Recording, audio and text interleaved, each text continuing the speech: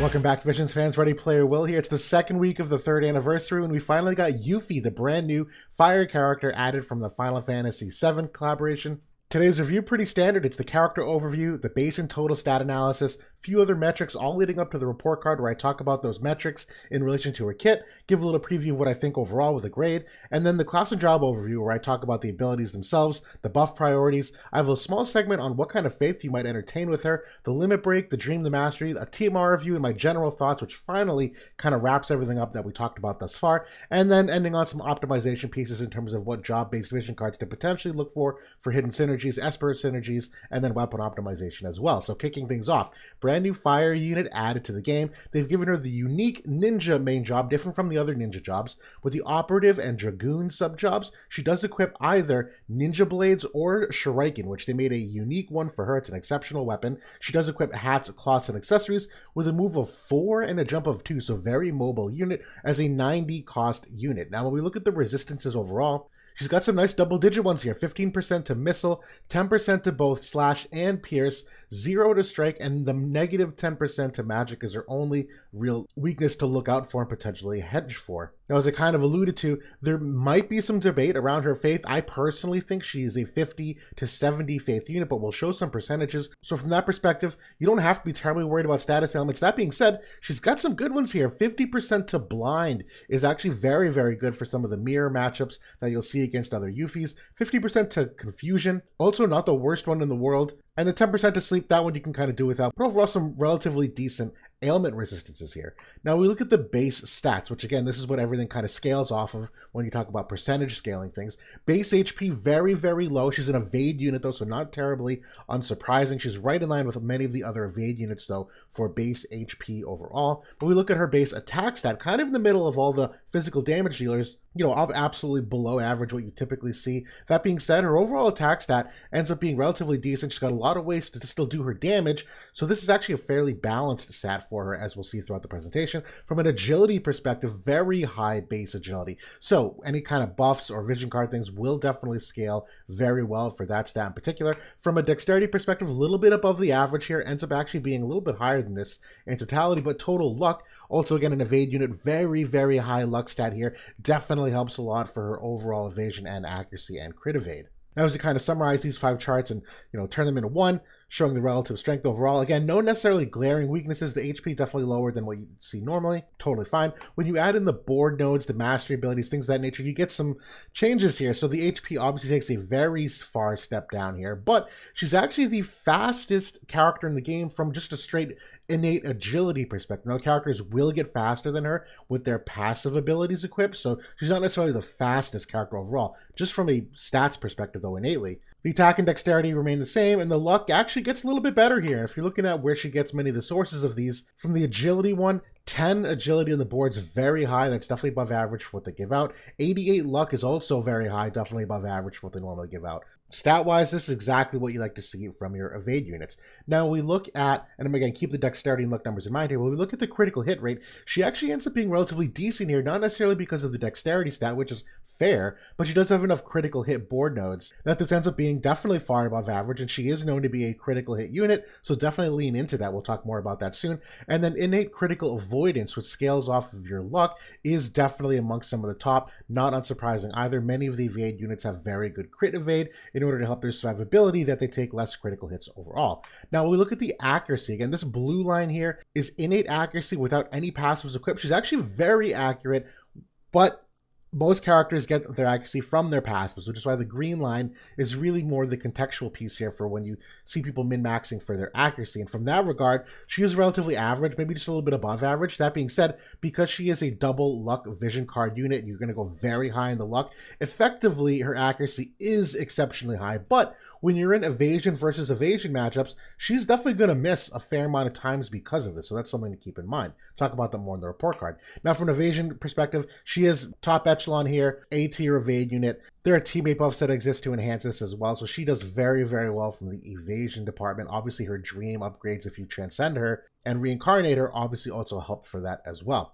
Now we look at the report card in totality. Effective HP, both physical and magic, I'm going with a D here overall. Now, I'm not necessarily concerned because, again, as an evade unit, this should be low. She does have a self-barrier for some potential survivability, though. No innate defense or spirit or passives to boost it, or courage or re-raise, which is totally okay. But yeah, she's a unit that could theoretically get one shot by a handful of magic attacks if they hit, and definitely probably getting two tapped by many of the physical damage dealers. Now the primary stat, although the base attack, as you saw, is kind of in the middle of the chart there, I am still going for a B- here, even though it seemed average. The thing is, she will struggle with consistent defense penetration, but to start a couple of her fights, she's actually got an immensely strong defense penetration. We'll talk about that soon. The fire vision cards might actually bump that up too. The new dark Ifrit vision card obviously helps defense penetration. The key factor here too is the actual regular Ifrit vision card, which is 50% attack. There's some debate whether or not you would put that in your party or not. If you do, that obviously changes the attack stat significantly as well. So it really does depend how you end up building her to determine where her attack actually ends up being. Now agility wise, I'm going A- here, and again, fastest innate like total stats together. There are no agility passives though, that's okay. But if you're looking at what your agility gets to when you equip the two vision cards, main slot and sub slot, she gets to 86 versus the UR average of 80. Obviously has the agility buffs as well, so that actually gets her to be very, very speedy in practice. Now accuracy wise, going a B-, rounding up a little bit here. Again, innately not terribly accurate, but you will be having many, many luck scaling things equipped on her, so in the broad scheme of the game, she will actually be very accurate, but it's really more for those mirror matchups. Again, when you have your team with 2 luck vision cards, the enemy with 2 luck vision cards, it kind of offsets the evasion and accuracy scale there. So just something to keep in mind as you go into those evasion duels. Now, her actual evasion stat, I'm going A- here. Great evasion. Does have the null sure hit ability, which I'll talk about the mechanic of that when we get to the class of job overview, which that ability also has an extra 30% evasion versus pierce type attacks. So people afraid of Glaciella, a little bit hope for optimism there. Now the movement, I'm going with either an A or an F. Now realistically speaking, this is an A. She does have a move 1 passive. She also has a jump 1 passive. Her innate movement is move 4, jump 2. The PvE purposes, the Dragoon subjob has a buff of move 1, jump 1. The reason why I go A or F here, really good builders, this is an exceptional amount of variability for what you can do for movement potential, whether you equip that jump passive so she can go buff a teammate that might not normally be able to, even go Tourmaline Ring there, give her a jump of 4 for a turn. But those that don't properly manage her move and her jumps and her movement with her buffs, and we're going to talk about the buffs in a second here, her movement actually could get you in trouble where she gets too far ahead of the team too quickly, or just goes places where you don't anticipate her on going. So for people that aren't really thinking that hard about it, it actually might come back to burn you, but for those that are really good builders, this is an exceptional thing for her movement. Now passives, I'm going A- here. Unique movement potential with the passives, as I just kind of hinted to. Little limited though in terms of what it actually does to change the stats in her kit, but that's okay. She's very well rounded. There's one passive in particular, which I think most people, when you look at it, it could either be amazing or it's going to have some holes poked into it. We'll see that soon. Now counter perspective, I'm also going B, but I'm putting an asterisk on this because there's a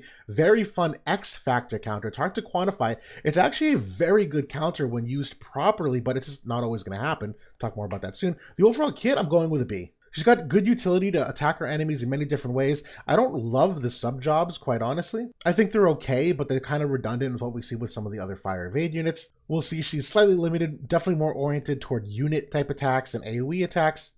I'm probably a little harsh on the overall kit here, but we'll talk through it soon. Regardless, the bottom line is she's an A-, and again, another asterisk, because again, there's a couple things here that make her an exceptionally strong unit when used properly, but not everyone is going to be able to use her to that same degree. She's a very pesky evade unit that supports fire evade beautifully, and she's a wonderful character to add to that cast. She is absolutely definitely a meta-defining character in her own right for what she brings to them, but admittedly, I don't think everyone is going to necessarily get the same value out of her. Now we look at the passive abilities. Ninja Mastery, I first saw this one and I actually kind of didn't love it.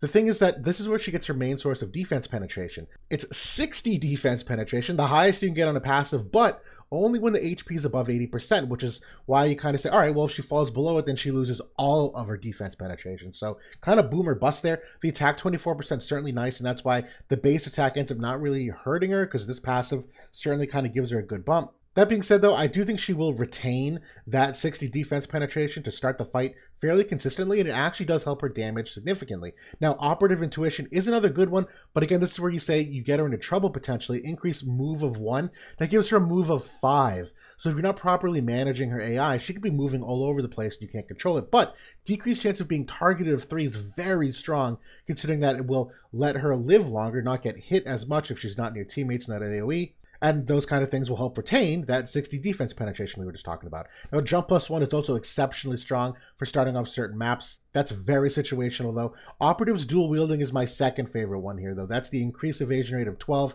acquired AP of 40%. Me personally, I'm a fan of Ninja Mastery and Operative's dual wielding. These are the two that I've used in conjunction with each other the most so far. And Dragoon Laura is really not that great. The 15% HP is not strong because of what her base HP is. The healing power 20 is whatever. She's got no innate healing in her kit, so, I would leave that to the side. Now, counter abilities. Poof Goes the Ninja is the big X factor one. Now, this one is every time she evades an attack, she gains 150 CT. This is exceptionally strong when she's evading attacks. Should she not be evading attacks, it obviously does literally nothing. So that's why it's kind of really boom or bust depending upon who you're seeing, but when used properly and working as intended, this is exceptionally strong that every time she dodges an attack, she gains 150 CT. She's already very, very fast. This definitely helps her lap people in the turn order and overall just add some chaos to the battle where things will just go in your favor because you just kind of get the turn order advantage. Predictive Counter is not a bad one, though. This is a 30% chance to proc, decent enough range. It's a preemptive attack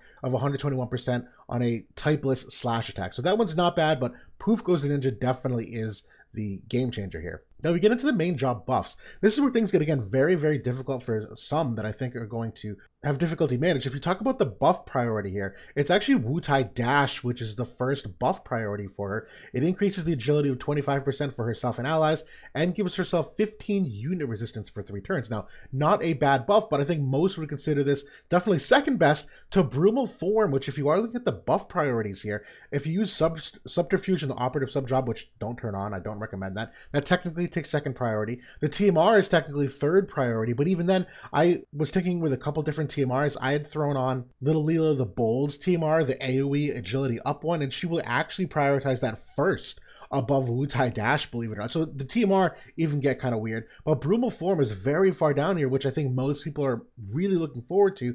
This is reduced the damage 100% of it, one time for self, increase Pierce Evade by 30, and ignore Sure Hit for 3 turns. So the way this mechanic works is essentially that if someone were to use a 100% hit chance, it just removes the 100% hit chance and does the regular accuracy evasion calculation. So if you have a character that is exceptionally accurate and they're using a sure hit ability, they're probably still going to hit her because even though it's not a sure hit, they're very accurate. But for characters that are not accurate and rely all on their 100%, they're definitely going to be missing her when this is active. But again, this is where people are going to start to get into trouble when you talk about prioritizing which AI you're going to use. Now, we look at the main job offensively. Throw is the first ability here. It's got a range of 4, 15 AP. It's typeless slash attack, which actually is not that bad. Underratedly decent where that it will ignore any kind of fire resistance you build up against her. So again, one way to kind of do some consistent damage regardless of what the enemy resists for. Windstorm here is her only AoE on the main job, and this is one where you can technically hit teammates if you're next to it, so she will opt to not use it if that's the case. But when you do use it, exceptionally strong in that it increases slash res pen by 40 for 3 turns, 205% modifier. It's a very strong modifier. And 40% chance to inflict blind. This is where we're going to talk about Faith in just a couple minutes here. Overall, on paper, this is a good one, but in practice, doesn't get used as often as you might normally like to see. Now, Fiery Banishment is another very good ability. It's a range of 3. It's typeless fire damage, so there's no slash associated with this, but also Dispels Protect and is another 200% modifier. So again, very high modifiers, and there's not a lot of ways you can defend against this. Overall great ability. And then Art of War, this is one where it's kind of a shifting ability where, yes, she's got great movement, but this one will also move her directly toward her enemy. It will increase her attack by 40% for 3 turns, and then do damage of 200% modifier on a triple hit. So again, you get that triple hit in the main job here. And another attack buff, which is why that base attack ends up not really being a huge deal because she does get enough attack in other places. Now we look at the sub job here for the ninja. Mug, this is really for PvE, very niche. I don't even like this ability. But Troublemaker is an interesting one, if only from the perspective that is another AoE here. It is relatively limited in range, though, only being 3 squares away. Chance to inflict confusion, 25%. Again, this is part of the discussion on the faith. So as we talk about that topic now, the way faith essentially works is it takes into account your faith, the enemy's faith, and the percent chance to proc. And so just some hypothetical scenarios talking through what the percentages you should expect are. We talk about Windstorm, which is the one that has the 40% chance to blind. If your Yuffie is 50 faith versus the enemy of 50 faith, it's a 40% chance to proc. The enemy's 97 faith, it's basically a 60%, so 20% extra chance. Overall, not necessarily great odds considering your 50%, and this is not considering that the target's resistance could be a percent. If they have an Esper or a Truststone passive that gives 25% resistance, this changes things pretty drastically, that it drops them down to 15 and 22.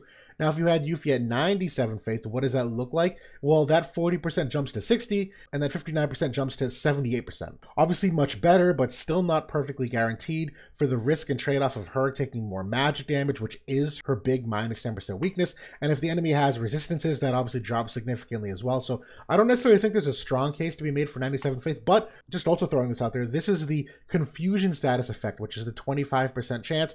If you're looking at these hypothetical scenarios, you're also in the, at most, 50% coin flip for inflicting confusion. So overall, I don't think there's a strong case for faith. That being said, if she's evading most magic attacks anyway, may not hurt you to try to go for the extra percentages here. As we look at the operative sub job, they do have Subterfuge, which is a common buff that many of them use for their evasion. I don't think she's one that's going to commonly use it, again, just because from a buff priority standpoint, it's very difficult to manage, but also because both Psaro and Sweetheart Elvira also have a very similar, if not the same buff, so there's some overlap there. The one thing that I really like about this sub job is basically Blinding Trinity, and that's it. Blinding Trinity is, again, another AoE, which she does need, so that's why I like this. It's got more range than the prior Troublemaker ability. That's the 25% confusion one. This one is also another triple hit, though, and although the chance to blind is less than her Windstorm one, it's still a chance to blind. That's obviously helpful. Dispels, AP, Restore, and Haste for those targets. This is a very, very strong ability for her. It's probably my favorite thing to equip as a sub-job. Which finally brings us to Dragoon. Nothing about this job I like, except for maybe Dragon's Kin, but even then, you're talking very messy things with buff order overall. I do think this is one of the strongest buffs you can give your character in a game. That being said, she's already got attack buffs on one of her abilities, as we saw. She's also a very high crit unit, so the 25 crit rate is going to help her a lot, but it's not going to like drastically change anything. And the reaction block rate, she actually already has a decent amount of it, given what you might min-max her with the Dark Ifrit Esper, as well as the Truststone passives that you can get with the Shuriken. So this is a great buff, but don't necessarily love it either. Now, we talk about the Limit Break, the Dream, and the Mastery ability. This Limit Break, what makes it so interesting is that it increases defense penetration of 40 for 3 turns. What that effectively means is, with her passive, if she has her passive active, above 80% health, she gets 60 defense pen, she will Limit Break. That means when she Limit Breaks, she will have 100% defense penetration on a triple hit ability. This will also increase her agility 30% for another 200% modifier. This is a very, very strong Limit Break to open up a fight and do some early damage. And not only for herself, but follow-up damage for if someone chains with her after that triple hit ability. Now, the Mastery ability, they've given her 5 evasion rate. The slash attack resistance of 15 here is very important, that she has some kind of permanent slash attack resistance penetration. The Dream ability is also very, very strong here. Initial AP of 15 means she will start the battle with straight up 15 extra AP, and crit damage of 15. This is a very sneaky part of her damage output that we're going to talk about again on the Shuriken, but this is very, very strong for a Dream ability. Art of War gets a great upgrade where the attack buff gets applied before as opposed to after. Overall, 2 thumbs up. Now the TMR review. I love this TMR. Restore AP of 20. You will also get 12 AP from the TP cost being cut in half. Increased luck of 20% is right on par with the other TMRs. The big thing that's nice about this is really twofold. Number one, it's a self-buff ability. The other ones are teammate buffs, so this adds some nice flexibility from a movement perspective. But number two, the 15 evade on this goes very well with evade Truststones if you know how to properly min-max your Truststone set bonuses. So this is an exceptionally good addition to the game as a TMR. Now my general thoughts overall, exceptional glue for fire evade variations. She's got 2 forms of the blind status effect, Dispel Protect, great slash chain synergies to amplify damage. The agility buffs obviously overlap with the other teammates to make them very fast, and overall just well-rounded stats, kit, and speed and attack. Now, also a sneaky great crit damage character because she's got 15 crit damage on the Shuriken and 15 on the Dream ability, and also a relatively high dex and high crit hit unit. So that is a big part of amplifying her damage overall, is ensuring those critical hits. Lethality is very strong in her speed and movement. I can't overemphasize how that very, very fast turn order, when you talk about her counter ability as well with the 150 CT, just adds for an impeccable amount of damage that you really just kind of can't avoid. There's really not many ways to counterplay around it. Now, exceptional AP management as well. She gets starting 15 AP from the Dream. The Yuffie Vision cards give 60% acquired AP, 48% if it's in the slub slot. Her passive also gives her 40% acquired AP, and you can get another 15% from a Trust Stone passive. So overall, very, very strong for AP management.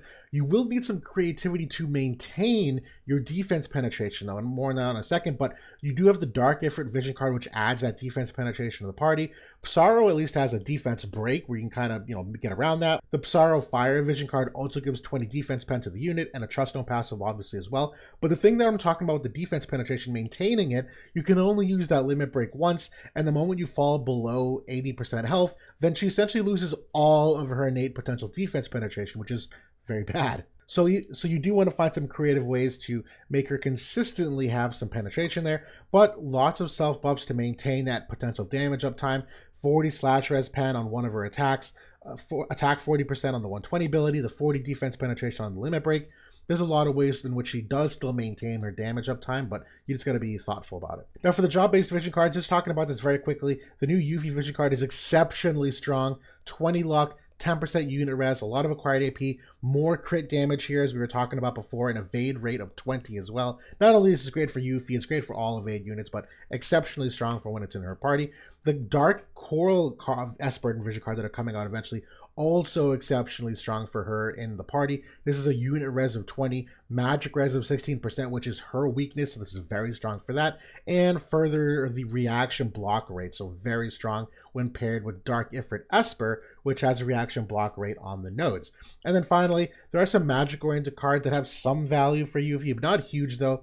Brotherhood gives her crit rate of 25, Pierce res of 24% if you're really trying to be anti-Pierce, and the Kefka one adds some defense and some HP, but that's really not going to help her a ton in the long run. Now we look at the Esper synergies. You obviously want to focus evasion first and foremost, and then after that, fire attack, slash attack, attack percent, and some accuracy, because again, she's only middle accuracy, that in those evade mirror matchups, you're going to want to emphasize that. Dark Ifrit is by far the best Esper for, but Dark Odin is really not that far behind, particularly because Dark Odin has magic resistance nodes on it, so you can very, very easily hedge that weakness using Dark Odin. I think there's a case for both. After that, it's really kind of a toss-up between your typical evade Espers. I threw Odin on here because Odin's basically never a bad choice, but you definitely want to stick with the evade Espers overall. And then finally, the weapon optimization. The Shuriken, they've made specially for her, it gives her an additional 20 slash res pens, so she gets 35 permanently with this weapon, crit damage and crit rate of 15, and slash attack 15. Now there is a competitive second option, it's the Sasuke's Katana plus 6, where this has much higher attack. Again, if you're comparing, this has 179 attack but 22 crit rate. The Sasuke's Katana is 248 attack, so much higher attack, but you lose that crit rate. The upside here is you get an initial AP of 10. I don't think she really needs that 10 though. We already know how good she is with AP management, and this, although is a better weapon against enemies that have very low slash resistance overall, once you start encountering slash resistance of 20% or so, they're both about equal for damage, but the Shuriken gets the edge because it has so many passives for Yuffie that you can better min-max your Trust Stone passives and add some extra things on there that you normally wouldn't have been able to do. So definitely recommend the Shuriken overall, but Sasuke's Katana technically if you're going against a very, very low slash res enemy. But that's the Yuffie character review in total. Again, this actually is a complex character, but she's an exceptionally strong character when used properly. Fire is absolutely tuned and ready to be able to put her in and have her elevate that element when it comes to evasion. And overall, I think you're going to see her stick around for quite some time just because of how strong Fire is projected to be in the state of the game overall. But that's it for now. Thanks for watching. I'll talk to you all soon.